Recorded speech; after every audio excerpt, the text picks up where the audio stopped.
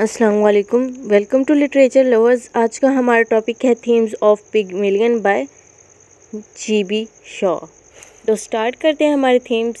جو سب سے پہلا تھیم ہے ہمارے پاس وہ آ جاتا ہے لینگویج اینڈ اسپیچ۔ جو لینگویج اور اسپیچ ہے یہ اس جو ڈرامہ ہے اس میں ایک میجر تھیمز ہے، کیونکہ جو ہمارے پاس ہجنس کا کریکٹر دکھایا گیا وہ کس طرح سے اس نے ایک لڑکی جو الیزا ہوتی ہے اس نے اس کو کس طرح سے مولڈ کیا، اس کو جو اسپیچ ہے اس کی بنا پہ یا اس کی جو لینگویج ایبلٹی ہے اس کو چینج کر کے اس نے ایک سوسائٹی میں ریپرزینٹ کیا۔ چونکہ جو ہائر کلاس ہوتی ہے اس کی جو انگلش ان کی اکثر لینگویج جو انگلش ہوتی ہے، اور ہائر کلاس جو پارٹیز ہیں ان میں پریزنٹ کیا اس کی اسپیچ کی وجہ سے۔ جیسے کہ ہم نے دیکھا کہ ایک بار جو الیزا ہے وہ پارٹی میں جاتی ہے تو وہاں پہ وہ اپنی جو اس نے زبان بولی تھی یا اس نے جس طرح لینگویج کا استعمال کیا تھا اس نے بہت ہی زیادہ اس پہ گہرا اثر چھوڑا تھا، لیکن اسی کے ساتھ وہ اس طرح کے مینرز شو کرتی ہے، اس میں اس طرح کی بات چیت کرتی ہے کہ وہ جو لوگ ہیں ان کو ظاہر ہوتا ہے کہ یہ جو ہے لوور کلاس سے تعلق رکھتی ہے۔ لیکن نیکسٹ جب اس کے ہجنس جو ہوتا ہے اس پہ اس کو محنت کرواتا ہے، اس پہ جو اس پہ ہارڈ ورک کرتا ہے تو وہ اسے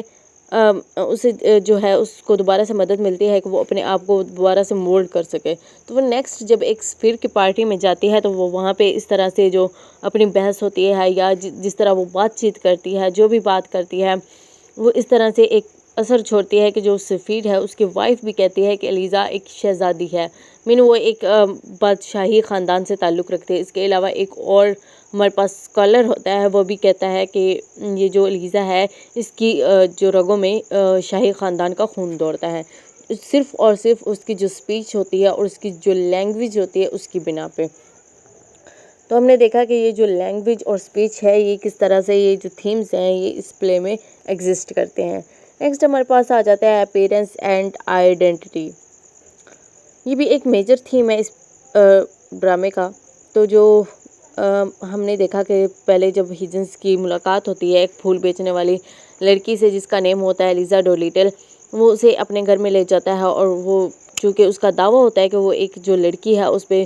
پہ ورک کروا کے اس کو 2-4 ماہ اس پہ کچھ ماہ محنت کرنے کے بعد وہ اس قابل اسے بنا سکتا ہے کہ وہ اس کو عمرہ اور شرفا کی پارٹی میں اس طرح ریپریزینٹ کر سکے کہ وہ ایک امیر طبقے سے تعلق رکھتے ہیں یا کسی شاہی طبقے سے تعلق رکھتے ہیں، صرف اور صرف اس کی اپیرنس اور اس کی آئیڈینٹی جو وہ چینج کرتا ہے اس کے اپیرنس کو،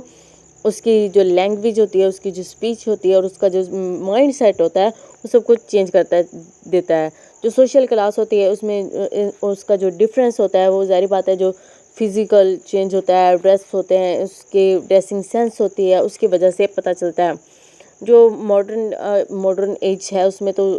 بالکل یہی ہوتا ہے کہ جو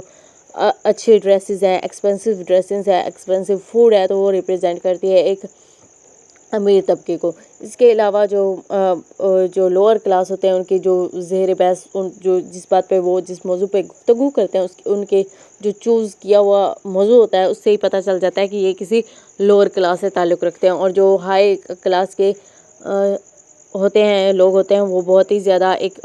اچھے سے سبجیکٹ چوز کرتے ہیں جس پہ وہ بات کرنا چاہتے ہوتے ہیں۔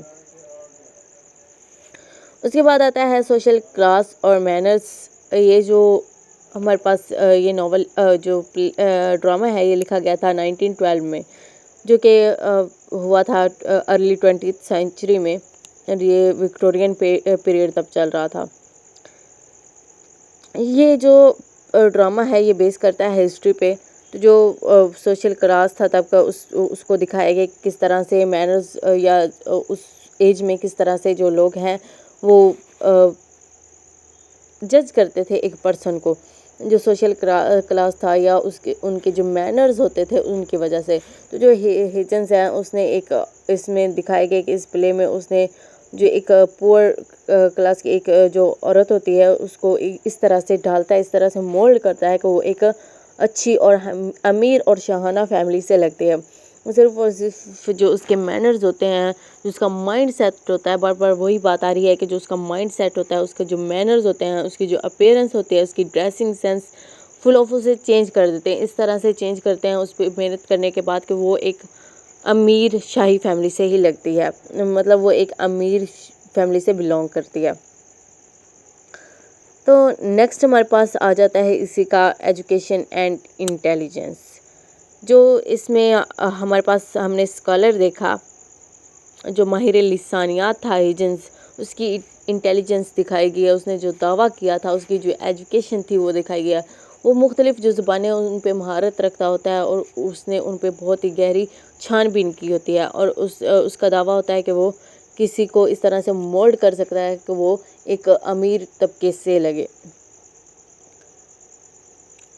تو اس کی انٹیلیجنس یہاں پہ دکھائی گئی۔ اس کے علاوہ جو الیزا ہوتی ہے وہ پہلے بہت ہی زیادہ کنفیوزڈ ہوتی ہے، لیکن جو ہجنس اور اس پکرنگ ہے یہ اسے اس طرح سے پریزنٹ کرتے ہیں کہ وہ ایک شاہی خاندان سے بلونگ کرتی ہے، جو اسے ایجوکیشن دیتے ہیں، اسے انگلش سکھاتے ہیں جو کہ امیر طبقے کی لینگویج ہوتی ہے، اس کے جو مینرز ہیں، اس کی جو ایجوکیشن ہے، اس کی جو انٹیلیجنس ہے، اس کا جو مائنڈ ہے وہ بالکل کمپلیٹلی چینج کر دیتے ہیں، اس طرح سے کر دیتے ہیں کہ وہ ایک شاہانہ فیملی سے بلونگ کرتے ہیں، وہ سیم اسی طرح کی ہی لگتی ہے۔ اس کے علاوہ ہمارے پاس آ جاتا ہے فیمینٹی اینڈ جینڈر رولز، جیسا کہ جی بی شو نے ہمیں پتہ ہے کہ یہ جو کہانی ہے، یہ جو پلے ہے، یہ اس کا جو مرکزی خیال ہے وہ لیا گیا ہے ایک یونانی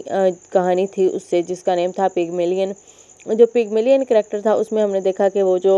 اپنے ارد گرد کی تمام خواتین سے اتنا اکتا جاتا ہے، وہ اپنے خیالوں میں ایک جو مجسمہ تیار کرتا ہے اور اس مجسمے کو بناتا ہے، تو وہ اتنا زیادہ خوبصورت ہوتا ہے کہ وہ اسے محبت میں گرفتار ہو جاتا ہے۔ تو وہ جو ایفراڈائٹ ہوتا ہے اس سے کہتا ہے کہ اس کو اس مجسمے میں روح پھونک دی جائے، تو اس میں روح پھونک دیتا ہے۔ روح پھونکنے کے بعد وہ اس سے شادی کر لیتا ہے، وہ عورت کے روپ میں آتی ہے۔ اسی طرح یہ جو پلے ہے یہ کس طرح سے بلونگ کرتی ہے، چونکہ وہ ایک مجسمہ تھا اور اس کو کمپلیٹلی چینج کیا گیا تھا، اس میں روح پھونکی گئی تھی، اس کو عورت بنایا گیا تھا۔ تو اسی طرح یہ بھی دکھایا گیا کہ ایک جاہل ہوتی ہے جو اگنورینس کے دہانے پہ کھڑی ہوتی ہے، ایک عورت جو لڑکی ہوتی ہے، اس کو ایک اسٹڈی کی طرف لایا گیا، اس کو ایجوکیشن کی طرف لایا گیا، اس کا جو رول ہے اس کو اس طرح سے ریپریزنٹ کیا گیا ہے کہ وہ ایک اچھی ہائر ایجوکیشن جو ہے اس کی ہے، یا اس نے ہائر ایجوکیشن کی ہوئی ہے، یا وہ ایک شاہی فیملی سے بلونگ کرتی ہے۔ تو یہ اس کے علاوہ جو جینڈر رولز دکھائے گئے ہیں کہ اس میں جو ہجنز ہوتا ہے یا پکرنگ ہوتا ہے، یہ صرف اور صرف جو لیزا ہوتی ہے اس کو ایک سبجیکٹ کے طور پہ لیتے ہیں، اس پہ تجربہ کرتے ہیں کہ وہ کس طرح سے ایک جو لڑکی ہے